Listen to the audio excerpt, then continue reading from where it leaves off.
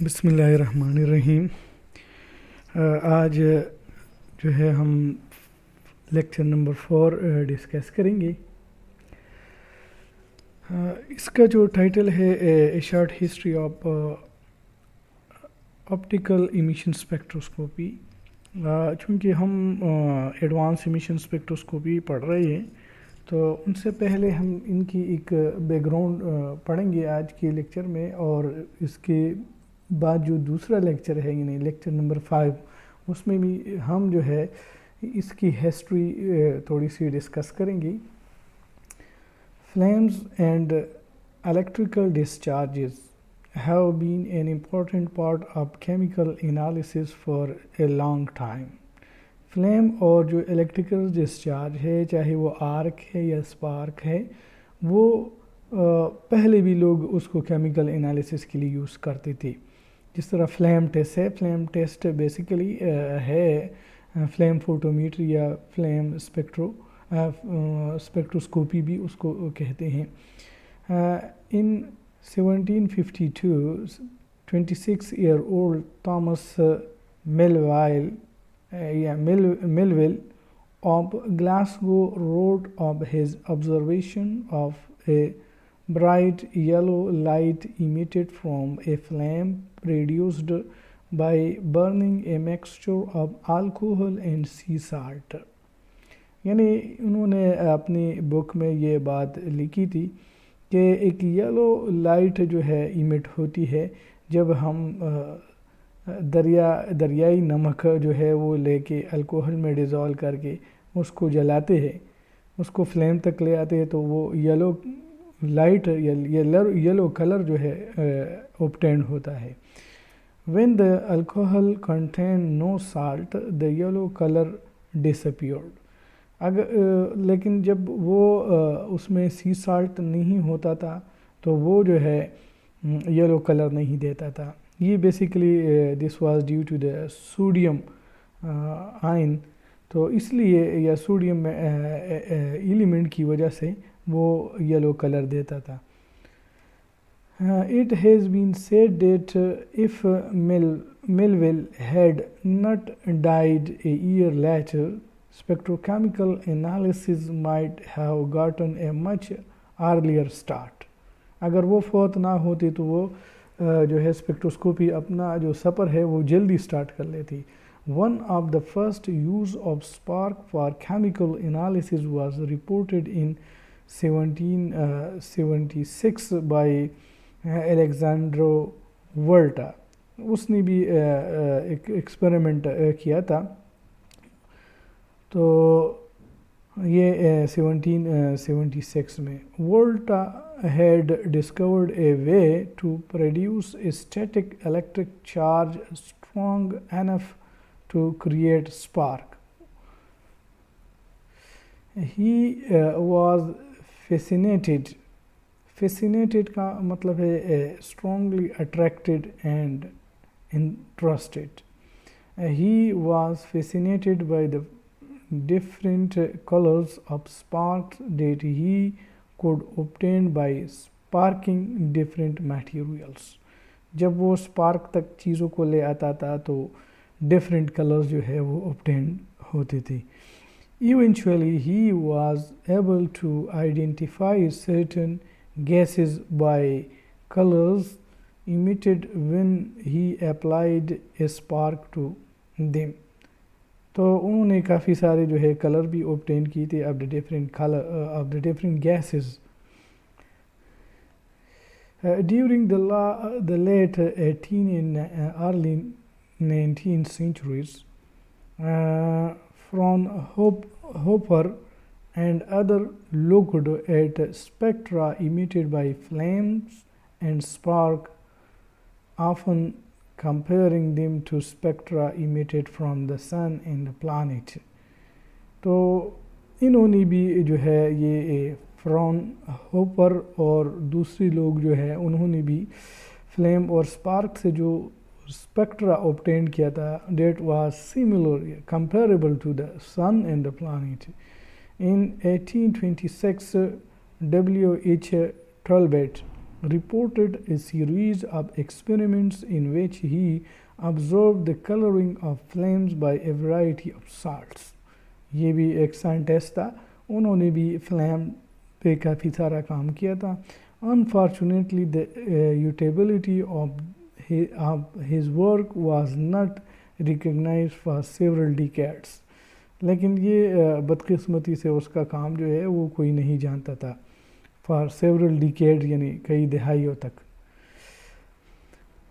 It was not until 1859 when Kirchhoff and Bunsen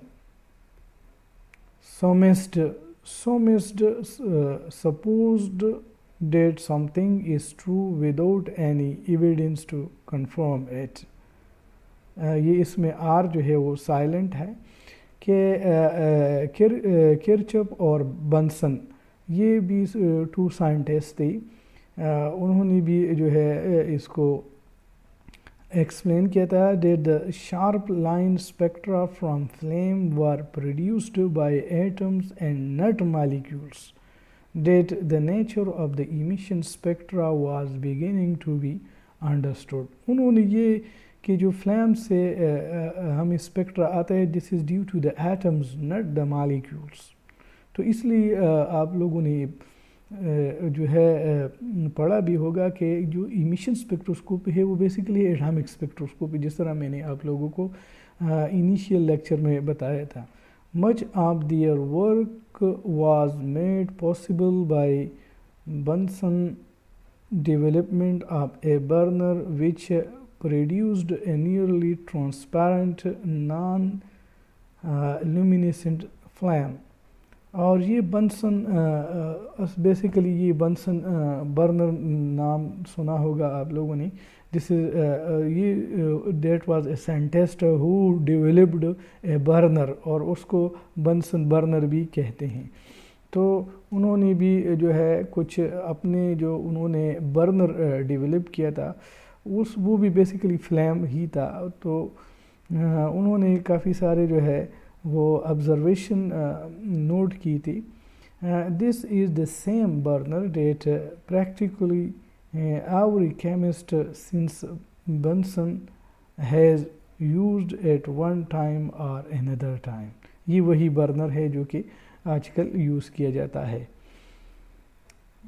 Credited with the discovery of spectrochemical analysis, Kirchhoff and Bunsen developed methods based on emission spectroscopy that led to the discovery of four elements: cesium, rubidium, thallium, and indium between 1860 and 1864.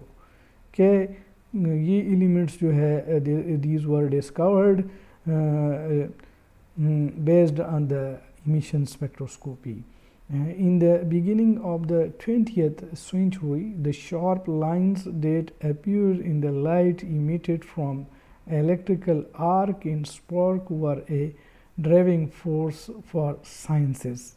कि ये एक driving force पर science था, the scientist कि वो इस काम को और भी जो है वो मतलब है डेवलप कर लिए, उसको और भी एक एडवांस लेवल पे ले आई.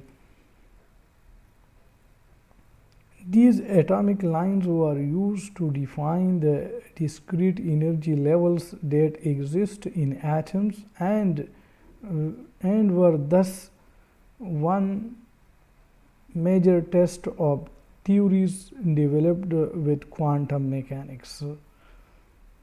The lines were also used analytically for qualitative analysis. की जो lines है एनर्जी लेवल के उसको क्वालिटेटिव एनालिसिस के लिए भी यूज़ किया जाता है. Indeed, the appearance of sharp spectral lines that had not been previously observed with the proof that most scientists require for the verification of discovery of a new element. During the middle of the 20th century, quantitative arc and sparse spectroscopy was the best tool that analysts had to probe trace concentration for a wide range of elements. फिर उसके बाद जो 20th century में arc और spark spectroscopy जो है वो quantitative और क्वालिटेटिव एनालिसिस के लिए यूज़ किया जाता था.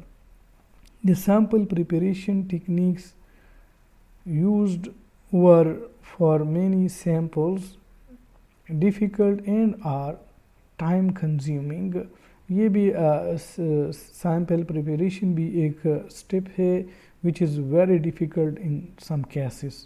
तो ये भी मतलब है कि जिस तरह इस सेंटेंस में कह रहे हैं कि the sample preparation techniques were used for many samples difficult and are time consuming.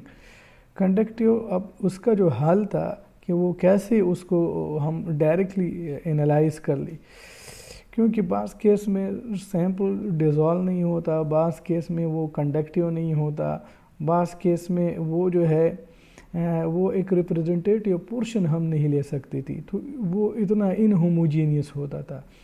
Conductive solids were relatively easy to handle. They were simply machined into electrode that could be used to support the electrical discharge. और जो solid sample जो है वो हम easily use कर सकते थे, उससे जो है वो इलेक्ट्रोड बनाए जाते थे और उसको फिर हम एनालाइज करते थे. Liquid samples however had to be either dried or plated onto electrodes by various means. जो लिक्विड सैम्पल है उसको या तो हम उसको ड्राई कर लेते थे और उसको उसकी प्लेट्स बनाए जाते थे ऑन इन कंडक्टिव इलेक्ट्रोड्स. ये चूँकि आपके कोर्स है, चूँकि रिलेटेड नहीं है, इसलिए हमें इसमें डिटेल में जाने की ज़रूरत नहीं है. लेकिन अगर if you are interesting then we will discuss this in more detail. Non-conductive solid samples were mixed with a conductive matrix, usually graphite and pressed into the end of a graphite electrode. जो non-conductive substances या samples था उसको mix कर लेते थे conductive matrix के साथ, यानी उस मटेरियल के साथ जो कंडक्टिव होती थी. फॉर एग्ज़ाम्पल ग्रेफाइड है उनके साथ.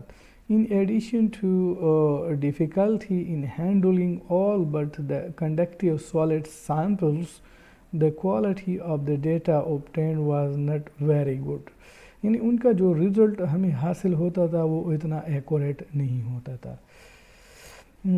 Precision of analysis of 5 to 10% RSD, ये relative standard deviation was typical for a very good and careful analyst. कि 5 to 10% relative standard deviation तक अगर किसी का रिज़ल्ट आ जाए तो that is a good result. Standards and samples had to be made very similar since effects arising from the composition of the sample matrix were often large and difficult to predict. अब इसमें जो standard and sample had to be made very similar since effects arising from the composition of the sample matrix were often large and difficult to. तो वो जो sample matrix असल ये आप लोगों ने पढ़ा भी होगा कि हमारे पास sample basically the mixture of two substances. One is this analyte and the second is the matrix. Matrix का मतलब ये है all substances other than analyte is known as matrix. तो उसमें जो मैट्रिक्स से प्रॉब्लम आता था वो डिफ़िकल्टली जो है उसको हम रिमूव करते थे.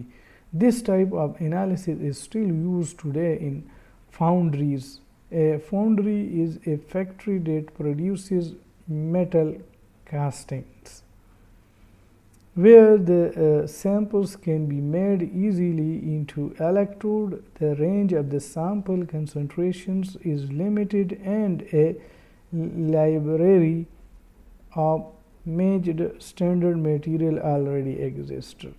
तो फिर भी ये मेथड जो है बाज़ फैक्ट्रियों में यूज़ किया जाता है. While arc and spark emission techniques enjoyed widespread popularity for the determination of metals, flame emission spectroscopy, also known as flame photometry, was used extensively for determination of alkalis and other easily excited elements. कि जो spark और arc या flame emission spectroscopy जो है फिर भी जो है जो those elements which have low ionization energy, these elements are determined by the arc, spark and flame emission spectroscopy, because the temperature of these are not too much high. They did not easily atomize the substance. Therefore, they are limited to those samples which have easily excited, such as alkali and alkaline earth metals. तो हम इनसे arc, spark या flame है, इनसे हम जो low ionization energy substances है या एलिमेंट्स है उसको डिटरमिन करते हैं. A Swedish agronomist and expert in the science of soil management and crops production, इसको agronomist कहते हैं, named Landegard is credited with the beginning the modern era of flame photometry in the late 1920s. कि उसने जो है flame photometry पे बहुत सा काम किया है और उसका क्रेडिट उनको चला जाता है. His apparatus for elemental analysis of plants shown in figure used pneumatic nebulization and a premixed air/acetylene flame and is remarkably similar to equipment used today. और उन्होंने जो एटमाइज़र जो है या जो अपरेटस एलिमेंटल एनालिसिस के लिए डेवलप किया था वो न्यूमेटिक न्यूबलाइजेशन पे काम करते हैं. Pneumatic basically this is a Greek word used for the pressure nebulization, conversion of liquid into aerosol, that is known as nebulization, and a free mix air acetylene flame. ये हम इंशाल्लाह लेटर जो है इसको डिस्कस करेंगे. तो उन्होंने इस इंस्ट्रूमेंट को या इस अपरेटस को डिवाइस किया था जो कि आजकल यूज़ किया जाते हैं. While the atomic spectra emitted from flame had the advantage of being simpler than those emitted from arc and spark, the main limitation of the technique was that the flame were not hot enough to cause emission from many elements.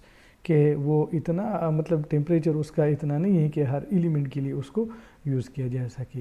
And this is the diagram of the spray chamber nebulizer in burners such as those used by the Landegard for flame emission spectroscopy. ये flame है, ये सारा ये न्यूबलाइजेशन यहाँ से sample inject होता है और ये जो है डिफरेंट पोर्शन है, लेकिन ये जो है दिस इज़ न्यूबलाइज़र यहाँ से यहाँ तक ये सारा और ये फ्लेम है.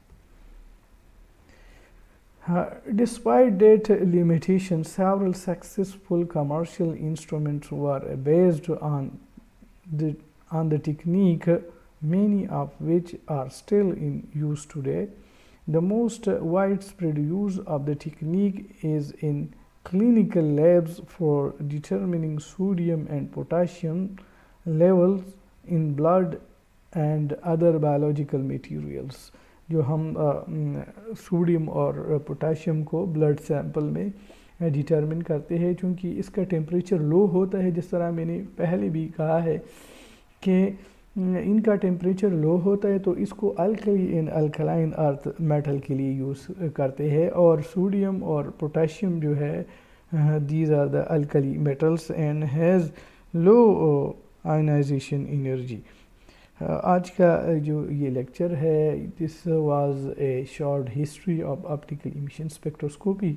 नेक्स्ट भी जो है हमारा इससे रिलेटेड टॉपिक्स होगा, और मेरे ख्याल में आज के लिए ये काफ़ी है। Thanks a lot for your patience.